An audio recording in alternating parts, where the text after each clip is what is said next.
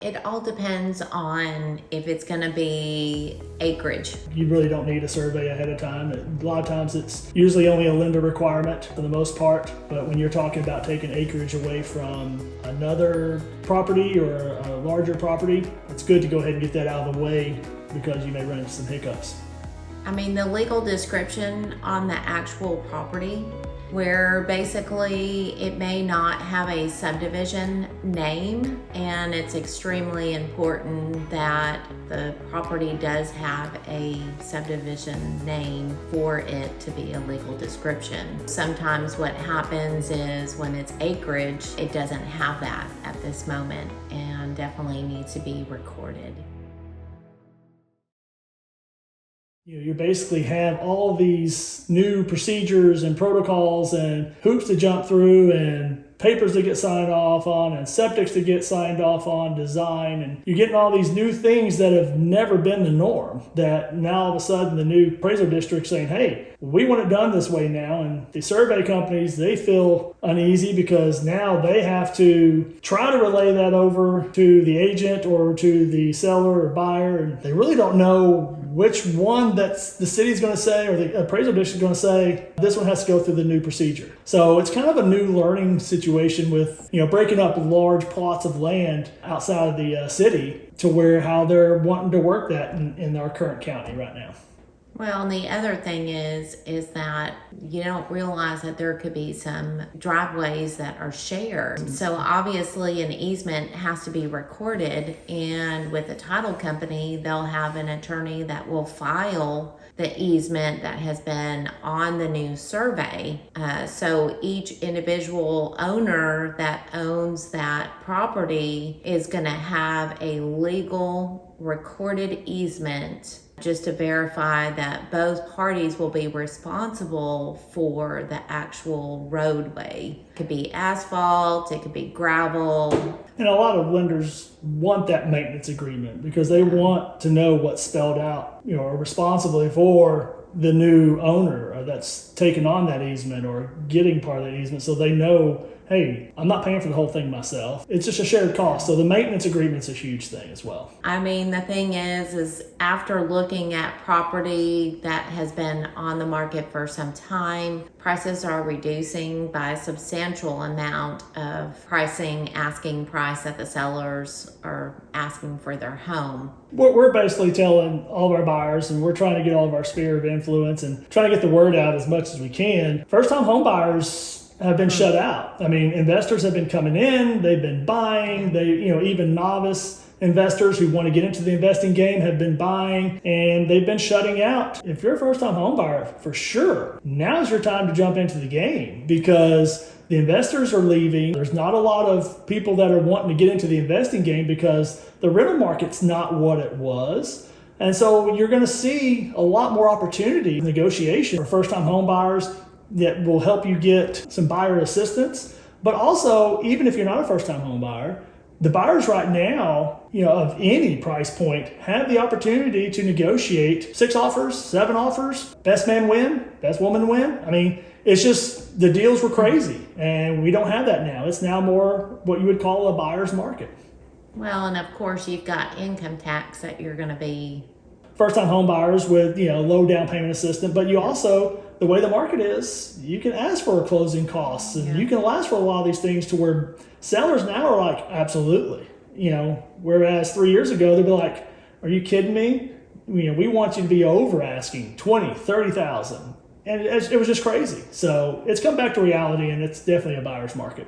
Type of loan that could be USDA, they can have FHA. Even conventional loans are a lot easier now when it comes to assistance. some type of government assistance where they can basically so they may have to put zero money down. What happens is if they are getting that type of loan, they will go through a class that they have to take online, and it could take a few hours just to do, but it's so worth it because they can get some type of assistance that they wouldn't have to get from a family member or anything like that. There's options out there. If you're a buyer, now's your time. Step up. Let's go. Now, you just heard us talk about buyers in this market, but that does not mean that you cannot sell your home. And there are plenty of good reasons why. if you price your home properly, you're basically going to entice the good buyers to come your way. Oh, this is perfect timing for either one because, of course, in our area, we don't stop selling. It's a perfect time to put your house on the market because you're going to lose out on these buyers that are ready to put an offer on your property, especially when the first of the year and they're getting their income tax back. Airbnb came in with a bang in the Tyler area.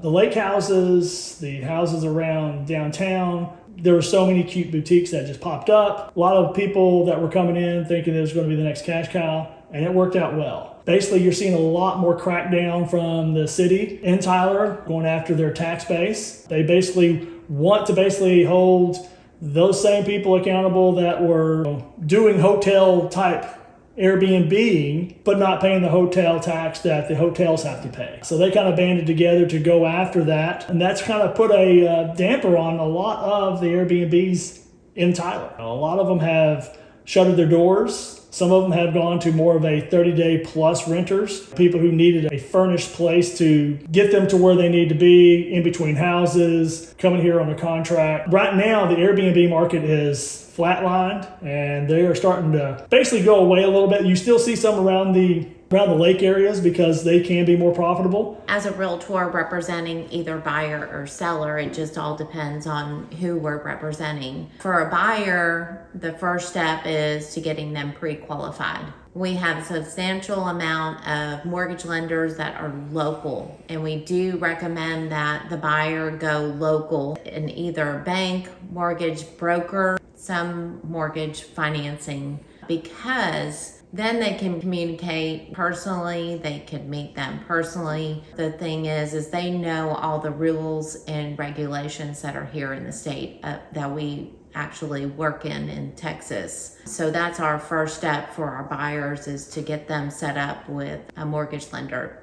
The next step is finding out what they're pre-qualified for, what type of loan, because some of these homes that we're going to be looking at, that they are qualified for the max amount. We obviously ask them personally, what would they like to stay with in their price, because we're not going to go over. Of course, that's their decision, but the ultimate is to stay within the qualifications of their mortgage. And then basically once we get them to the point to where they're ready to put in an offer, especially on the buying side, we basically work with them to negotiate properly. We let them know, hey, this is what's been selling. This is the prices that it's going for. This is a fair market. This is what we think that the seller's willing to do to get you into their home. So we know the area, and we know basically the contracts enough to know that what needs to be done, what is a fair price. On the buying side, we negotiate to where we will try to get you the best price possible, whether it's through concessions, whether it's through a reduction in price, whether it's through repairs, basically walking you through the whole gamut of making sure that you're getting what you expect to pay for. Yeah, we're going to pull comparables in the neighborhood or the basically county of where you've sold or purchasing the house within the last 4 months, because you can go back 6 months, but by the time that an appraisal is going out to the property, it could be past that 6-month time period. Of course, we keep the transaction in a flowing state where basically the offer goes in, it's been submitted, and it gets to title company, representing the client, where letting them know where the steps are. And the first thing is representation, because of course in the state of Texas, we're representing you from the very beginning, from start to end. And we want to make sure that we've crossed your T's and dotted your I's, so everything's being taken care of. And our first and foremost is our fiduciary responsibility, doing what's best for you, not for us, not for an inspector, not for the seller or the buyer, depends on which side of the transaction you're on. Our job is to basically look out for your best interests. That's all we've ever worked on. And that's basically, our model that we've always done. And that's the reason why a lot of people have come back, over and over again, because they know we're about as honest as it can get. Now, do mistakes happen? Yeah. Not very often, no. But they do happen. We own up to it and we sit there and go, if it's ours, we take responsibility. If it's not, which is, we usually try to find a solution on the selling side of a property. Basically, we're here to give you all the information that you need to be able to price the house accordingly. And what we mean by that is we'll let you know that, hey, this is the type of market that we're in. Like right now, currently in the winter of 2025, January, February time, it is a buyer's market. It is one of those things to where the homes are sitting a little bit longer than they have the past 4 years. So that puts some people in an anxiety state. Then we're going to price it accordingly to where you're getting more views, you're getting more attention than just someone who's going to throw a number on there thinking it's 2022 and anybody in the world is going to come in and overpay for it. It's not going to happen. And we are honest with you. We'll tell you from the get-go, here's the numbers. What do you want to do? If you want to try a high number, here's what's going to happen. It's going to sit for 3 or 4 months. And if it does, you can't get mad, or you shouldn't get mad, or you should sit there and let's reevaluate. We try to put a plan in place to where if you do try high, because you want to maximize your return, which is totally we want to make sure that we have a plan in place to where if something doesn't happen in a certain time frame, we want you to be able to know, hey, here's our plan in place to go ahead and either do a price reduction or another thing to get more attention, that we're all on the same page with at the very beginning. So there's no surprises. We're not calling you up 2 days later after we listed it and going, you got a price dump at $20,000. And we don't want to do that because all that does is create anxiety. It creates mistrust. It's one of those things to where we want to be honest and straightforward from the get-go. Well, and we have the information readily available for us because we are members of other associations. So we can pull from our own Greater Tyler MLS and Longview MLS and also the Dallas-Fort Worth. Some agents may not list them just within our certain area where we live or where that home is located. Our competency that is very important to us because we just have not lived in and worked in the area in which we are here at in the Tyler area. We can broaden our area because we have actually gone all the way out to Shreveport, where the boundary line of Texas and Louisiana, and also gone to the Dallas area because we had met there. And so we service areas in which we have capability because most of our clients are referral based, and they'll ask us, can you please come to our area? And most importantly is, of course we can. We've had listings in which, or we've had clients in past that would like us to list their property, but we have had to pass and refer it over to a realtor in that area because we are not competent in, for instance, it could be Corpus Christi, that is about 8 hours away. So we refer the business and check out online, get the details of the realtor that we are going to refer the business to. The homestead exemption is, in the state of Texas, is your primary residency. You can only have one. So for instance, if you have just moved and purchased your first house here in Texas, you can file it at any point. It used to be where if you had purchased a house, say it was December 21st, and the following year is January, you could go ahead and file it after January. But in the state of Texas, they have changed it where at any point you have just purchased it, it's recorded, you have to change your driver's license to that primary residency first before filling out the homestead exemption. What is it? Why do I need to do it? Is it just another government overreach? I was looking up one the other day from a client who sat there and goes, I forgot to do it. The market value, they had it listed at about $406,000 for market value. But since they had homestead put on it, it basically dropped down the taxable appraised value into the 330s. So basically you're paying taxes on a $330,000 house as opposed to paying taxes on a $407,000 house. The savings are there. It may not be hundreds of thousands of dollars, but when you're saving yourself $1,500 a year, you stay in that home 10 years, you're saving yourself some money. We want to make sure people know that, hey, file your homestead exemption. And another reason why they do it is because state law allows you to, if you ever follow yourself into a bind to where you get sued or you get bankruptcy, the one thing that they can't take in Texas is your homestead.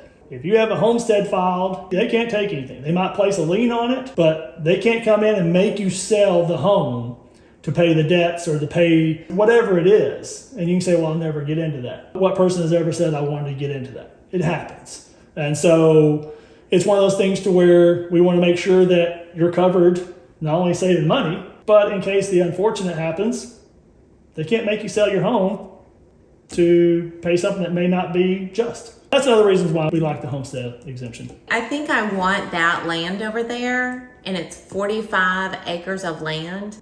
Well, 5 acres I really want. We basically, when people say they want to buy land in Texas, first off, we want to figure out 2 things, 3 things. One, do you know what you're getting yourself into? What is the reasoning why you want to buy land? Is it investing? Is it you wanted to build a subdivision? I mean, what is it? Which would help us determine what area you want to look for. Is it need to be flat? Does it need to be cleared? Will you clear it yourself? There's so many different factors when buying land and how much. Budget does come into it when you're talking about buying land. Land has gone up, surprisingly. Everything's gone up. But there's different models of owning land. I know in Smith County, you have to own at least 7 acres minimum before you can entertain the idea of getting an agricultural exempt. And basically what that does is that reduces your taxes even more. I've explained how the homestead reduces your taxes. Having an agricultural exemption reduces your taxes as well. And there's different ways you could do that. You could do that by running animals on there. You can produce hay cutting. You can have a wildlife management, which means you plant clovers for the beautiful deer to come through to get eaten by wolves. There's so many different things. My mother-in-law has a wildlife management that caters to hummingbirds that migrate through the Smith County area from the north to the south. And all she does is she videos, she documents. It's kind of a fun passion for her anyways, but now they require documentation because they want to know, how many hummingbirds are coming, as the numbers dropped. And so there's different ways of owning land. We just got to find out, what are you looking for? Is it something for your kids to run around in? Do you need hills for, 4-wheelers? Narrow down your search, find out what's best for you.